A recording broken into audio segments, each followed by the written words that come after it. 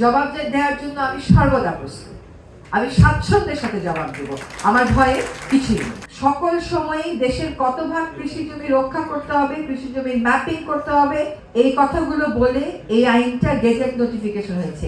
এর আগের কোন সরকার, কোন নির্বাচিত সরকারও এই আইনটা করার সাহসটা দেখায়নি। নগরায়নের কথা বলছেন, রাজধানী উন্নয়ন কর্তৃপক্ষের একটা নতুন আইন হয়েছে, সেই আইনে একটা বোর্ড গঠন করা হয়েছে।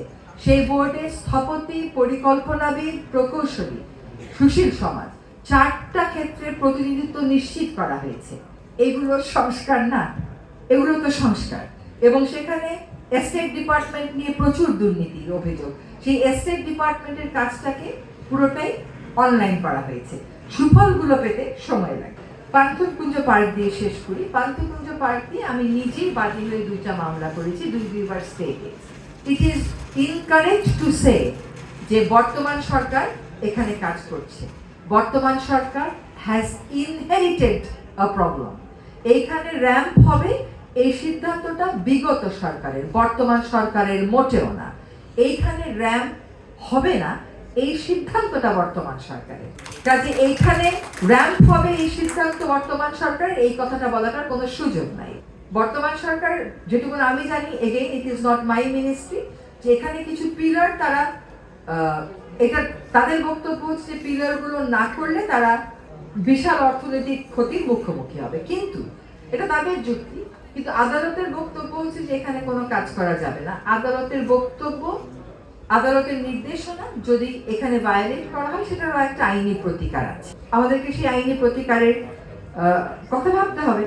ফলে এই কথাটা বলা ঠিক না যে বর্তমান সরকার এটা করছে। যেটা বলা যায় যে বর্তমান সরকার এটা পুরোটাই বাতিল করলো না, আর বর্তমান সরকারের সংশ্লিষ্ট মন্ত্রণালয়ের বক্তব্য হচ্ছে পুরোটা বাতিল করার যে অর্থনৈতিক দণ্ড, এটা তার পক্ষে বিয়ার করাটা আসলে তারা মনে করছে সম্ভব না। সেখানে সেই মন্ত্রণালয়ের সাথে আপনারা এনগেজ হবেন, কথা বলবেন। আর যেহেতু আদালতের নির্দেশ আছে, আমি মনে করি, আমার মনে করার বিষয় না, এটা আসলে তো অবশ্যই সকলের জন্যই প্রতিপালন করাটা বাধ্যতামূলক।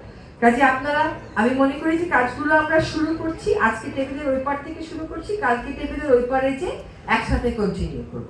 It is very challenging.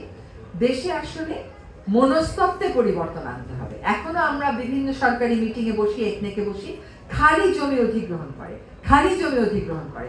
ওইদিকে প্রচুর পরিমাণ অধিগ্রহণকৃত জমি বেদখল হয়ে আছে, মানুষ দখল করে খাচ্ছে, ওইগুলো ব্যবহার করার মনস্তত্ত্ব নেই। আপনাদেরকে আরেকটা শেষ কথা দিয়ে শেষ করি, যে আমরা কিন্তু সরকারি স্কেলে রেইন ওয়াটার হারভেস্টিং এর একটা প্রকল্প পরিকল্পনা কমিশনে জমা দিয়েছি। কারণ সরকারি স্কেলে এখনো পর্যন্ত রেইন ওয়াটার হারভেস্টিং হয় নাই, ছোট ছোট কমিউনিটি উদ্যোগে হয়েছে। যদি সরকারি স্কেলে এটা হয়, আমি মনে করি যে উপকূলের পানির প্রাপ্যতার সমস্যার সমাধানে আমরা হয়তো একটা বড় কাজ শুরু করে যেতে পারবো। কাজে এটা আমরা আপনার বিষয় না।